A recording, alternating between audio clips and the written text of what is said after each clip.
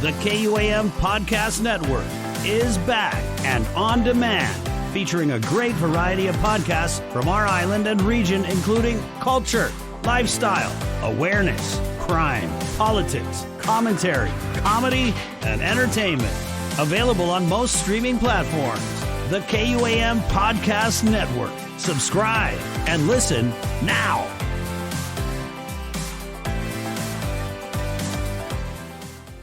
September 11, 2001, a date that many Americans would describe as the worst day for the country in modern times. The USA was attacked by terrorists. 4 coordinated attacks, 2,997 deaths. 20 years later, America has not been the same. A reflection from Guam and its part 2 decades later on this episode of That's It, That's All.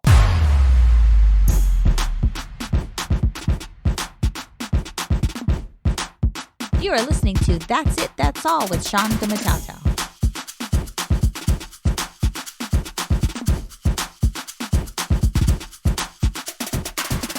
You are listening to That's It, That's All. I'm Sean Gumataotao here, the host of the podcast.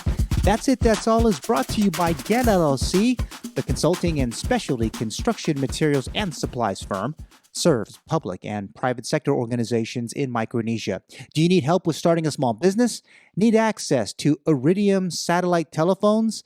Get LLC may have the answer that you're looking for. You can find them on the World Wide Web at get-guam.com. Check out their site and contact them now if you need some help today. Hello to those listeners listening in Overland Park, Kansas.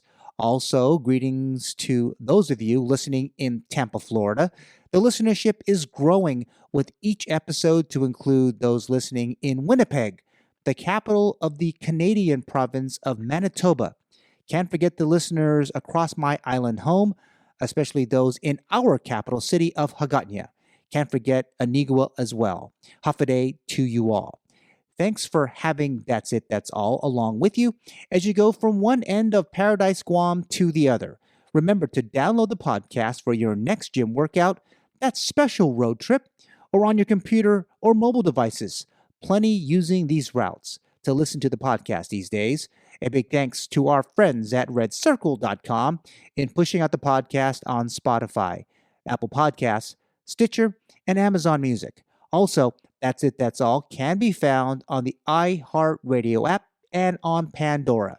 The podcast is also a part of the KUAM Podcast Network. We are proud that That's It, That's All is part of an awesome collection of on-demand audio shows originating in Guam and Micronesia from the #1 broadcast news and digital source of information in Guam and Micronesia. Like, subscribe, or follow right now on your favorite podcast app. 9/11. The events of this day will forever be etched in the minds of Americans. 4 commercial airlines were hijacked. The plot was revealed when the first plane, an American Airlines aircraft, smashed into the North Tower of the World Trade Center in New York.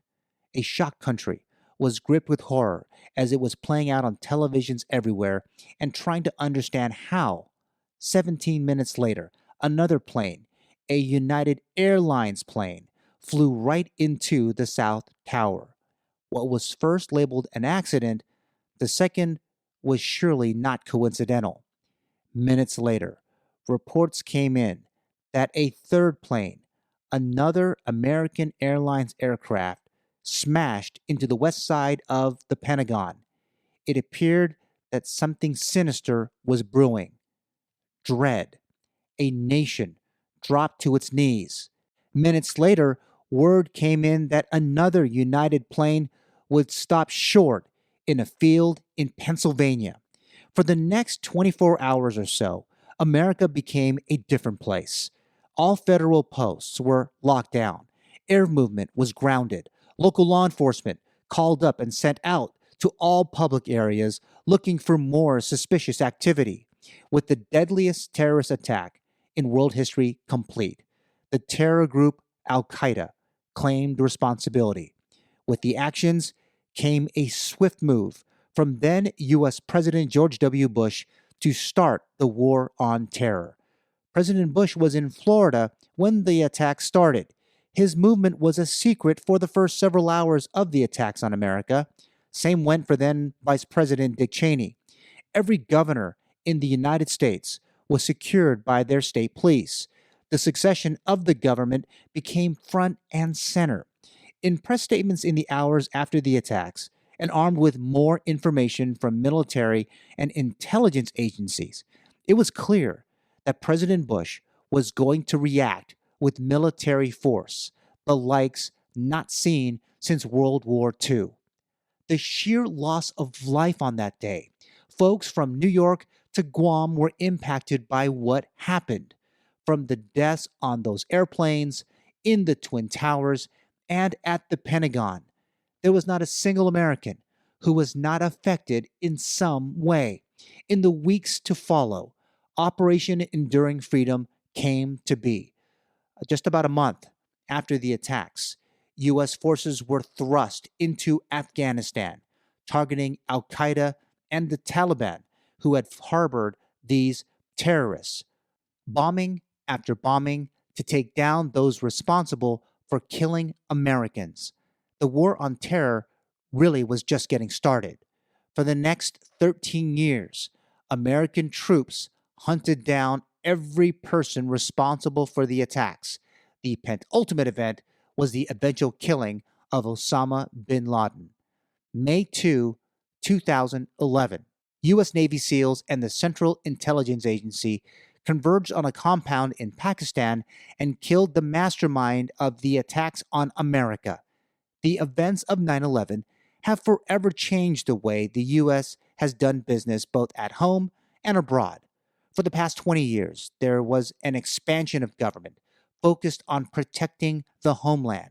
For 2 decades, a nationalistic focus on using goods and services has become a national policy.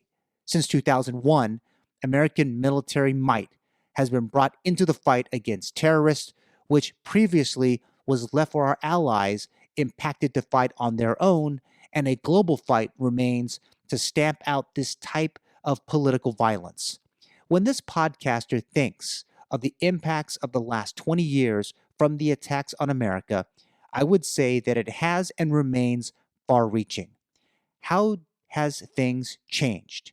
While many may not have liked the response and the projection of such to other countries in the world, many have asked if Guam and the rest of America remains safer today as a result. One of the important results of it has been the rebuilding of these areas since. While the loss of life remains a somber point, the cities of Washington, D.C.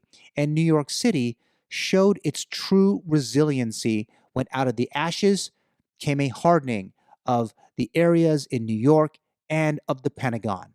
With it came a memorial to victims of the attacks and a city that rebounded, led by the reconstruction of One World Trade Center, completed in 2014. Every city, state, and the territories did the same too.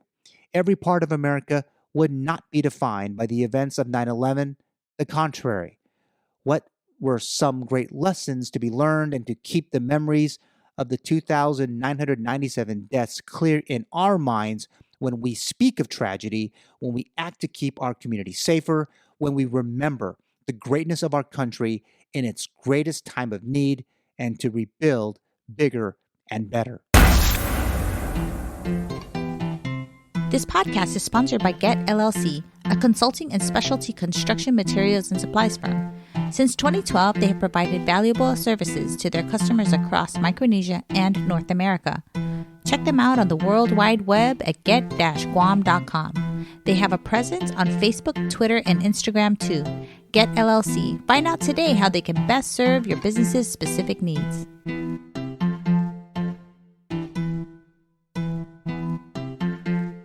Reflecting on the events, it seemed like it was just yesterday. It was late in the evening on September 11th, 2001. I was wrapping up some work in my little duplex in Antigua when I glanced at the television just after the first plane hit the World Trade Center. I was astonished. I couldn't believe that a whole plane got so off course and hit a building in New York City. My astonishment evaporated minutes in when I watched the second plane hit the Trade Center. I was shocked. My newsman instinct then kicked in. I kissed my wife and my two girls at the time and ran out the door toward the Pacific Telestations Inc. KYM studios in Harmon. I joined the news team in 1996 as a sports reporter. I moved to the news desk in 1999. All my news instincts were in overdrive. I had called then news director Sabrina Salas Matinani before I even left my house. I just knew I had to get on the air and get the word out to the people of Guam somehow. At that time, the radio stations, KUAM, AM, and FM, were automated at that hour. Television operations were down for the day. Flying up to Harmon from Anigua, I listened to then KSTO FM radio, who had put the Associated Press live feed on the air. Well, when I got to the station, I saw the AP Newswire on our newsroom computers were filled with urgent alerts. As I flipped the on-air switch on the radio side to report the attacks on America, urgent alert, the Pentagon had been attacked. Speaking through the mic, I remember that my voice cracked a bit, still trying to take in the events. For those listening at the time, this is now just around midnight Guam time or so, that something wrong had happened and just happened in America. Minutes later, former news photographer and technical person Joe Rosario would show up to help me with the radio board, and then Sabrina arrived. We would spend the next few hours reporting on what was happening on the East Coast, and then our phones would light up over the government of Guam's response. With each minute in the radio studio and with each wire copy that we read, it was clear that this event was graver than first thought. We knew that it was serious. Then the death tolls came in. With each minute, then hour, more and more reported dead. For veterans of natural disasters, I thought Joe, Bree, and I were going to be more objective with our worldview with the events of 9/11. It was pretty hard. In the hours to come, more and more staff came in. The government of Guam's response was as scary too. When 9/11 happened, then Guam Governor Carl Gutierrez was off island, in China, if I recall. The island law enforcement and total of government response was laid at the feet of then Guam Lieutenant Governor Madeline Berdallo. Much of the words she said remain a blur. I do remember her saying that fighter jets from Japan were en route to Guam, scrambled to support our American community in the Western Pacific. The presser, I believe, was from the front door to her condo. Hope my facts from that are about right. Nonetheless, it was scary and intense.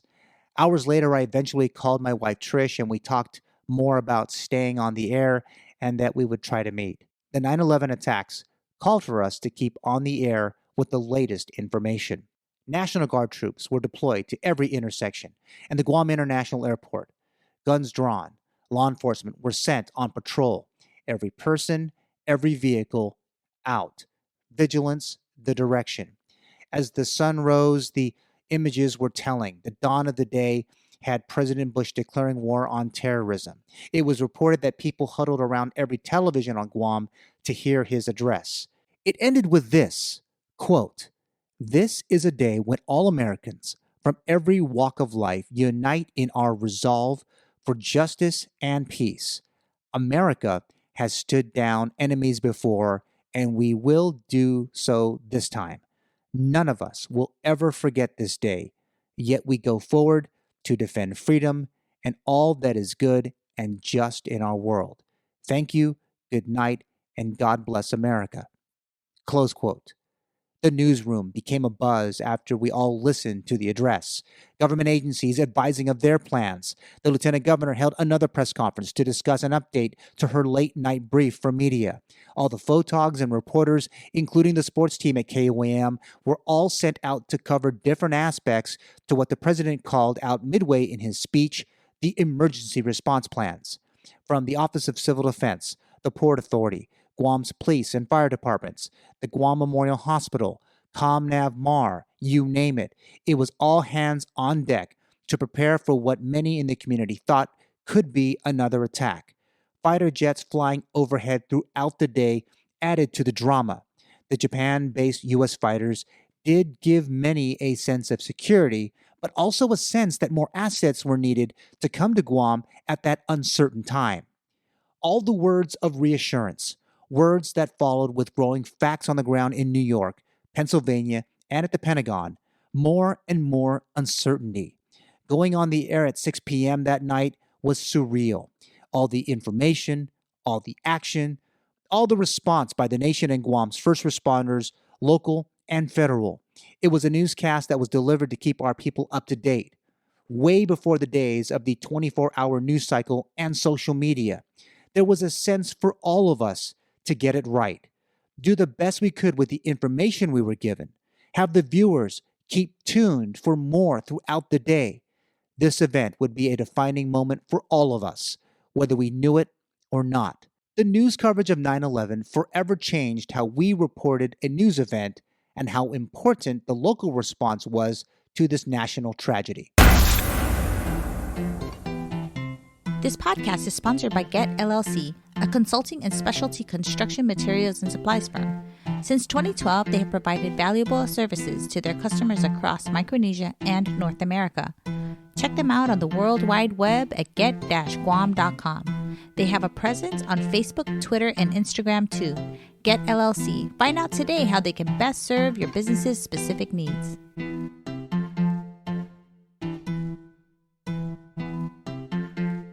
What was left in 9/11's wake? ABC News reported this past week that, quote, that day of terror brought about changes large and small, such that it is difficult to find some part of American life that hasn't been touched by the effects of September 11, 2001, from ramped-up security at airports to the militarization of policing to years-long wars and the very fabric of our country's personality and freedoms. The nation and world have been redefined by the events of 9/11. Close quote. In an article on September 5th, 2021 by TV critic James Ponowozak of the New York Times started by saying the TV specials for the September 11 anniversary offer any number of ways to return to what he called hell, noting, quote, 20 years later, is there anything still to say about September 11? Of course, it would be unimaginable to simply ignore it. A tougher question is there anything more to say than there was 5, 10, 15 years ago? There is, but actually saying it can be riskier. Close quote. Just as memories of 9/11 are firmly embedded in the minds of most Americans old enough to recall the attacks, their historical importance far surpasses other events in people's lifetimes. In a survey conducted by the Pew Research Center in association with A&E Network's History Channel in 2016, 15 years after 9/11, 76% of adults named the September 11 attacks as one of the 10 historical events of their lifetime that had the greatest impact on the country. The election of Barack Obama as the first black president was a distant second at 40%. Not long after 9/11, I traveled to the U.S. mainland. It was October 2001 to attend a conference of the Society of Professional Journalists. I was president of the Guam chapter at the time, and my two oldest daughters were with me to visit with their grandparents in San Leandro, California, and me to head up to Seattle, Washington for the SPJ event and then come back, retrieve my girls, and head back to Guam. That trip had even my girls frisked by federal agents at the gate back through to Hawaii in San Francisco. Even passengers were yelling at the gate agents witnessing this. I wasn't too concerned, and I asked the girls to even tell them thank you for doing their jobs. I've always watched the coverage each and every year since 9/11, intrigued by the different stories of decision-making and survival, each anniversary and different perspective of the whole event. I recently watched on Apple TV Plus 9/11 Inside the President's War Room. It's a documentary. In recent years, the stories and documentaries only glossed over the roles of the White House. This particular documentary did not. It includes and features former President George W. Bush, Vice President Cheney, former National Security Advisor Condoleezza Rice, former Chief of Staff Andy Card, former Press Secretary Ari Fleischer, and the list goes on and on. The video, gripping, the testimony, insightful, perhaps more than ever. If you haven't seen it, I would give it a 10 out of 10 rating. It really is a must-see. In my lifetime, I thought the Iran hostage crisis would be the watershed moment of my life. Maybe the Atlanta Olympic or Oklahoma City bombings, maybe even the LA riots, which I covered as a videographer in Bakersfield, California. I did cover my share of natural disasters, but nothing compares to that fateful night on September 11, 2001. The stories will be told, and I am certain that many will hear this perspective and add to it what they may have heard to date. 20 years is a long time to wait to tell a particular story, and especially this particular story of mine. Maybe no platform to do it, but it is surely an important one, as many will reflect on the attacks on America and all that has transpired since. We all should look to what has been the net result of that time in American history. Fear. Those days after 9/11 were filled with anxiety that such an attack could happen again. We cannot forget those feelings. We cannot take it for granted. Life surely has changed. Our U.S. military did much in the wake of those events to keep America and the world safe. From this podcaster, I thank them all for their service. And for those serving today, thank you too, and let's remain vigilant together. Things are surely not the same. Kind of what is happening today with the next biggest story of our generation, the global COVID-19 pandemic. The two are different in so many ways, but similar. Let me touch on the similar part in that we have all had to adjust our lives, travel, business, communications because of it. The loss of life from both has been great. But the single terrorist events that day in September of 2001 will be etched deeply in the psyche of all Americans who remember the events of 9/11. We hope that another similar event does not happen in our lifetime. I hope that as a society, we take the attacks on America and build up our society, cognizant from those past lessons, and make our world just that much better. This podcast would suggest that over time, our shared trauma of 9/11 has created an opportunity for all of us to use our memory of this particular event, even our island culture's shared stories of the impacts of the war on terror, to create justifications for lashing out at the world, careless of any new damage that it may cause. Again, we must never forget. A profound statement I read recently. As individuals and nations, we don't act because of what we suffer, but often because of the stories we tell about it. That's it. That's all. If you enjoyed this podcast, download, press subscribe, or follow us right now. More great content is on the way. Talk to you soon.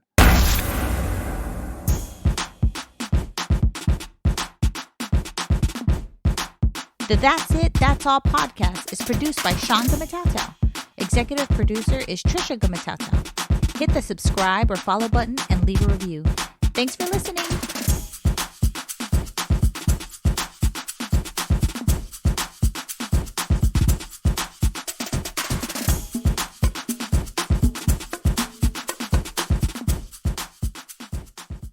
The KUAM Podcast Network is back and on demand, featuring a great variety of podcasts from our island and region, including culture, lifestyle, awareness, crime, politics, commentary, comedy, and entertainment. Available on most streaming platforms. The KUAM Podcast Network. Subscribe and listen now.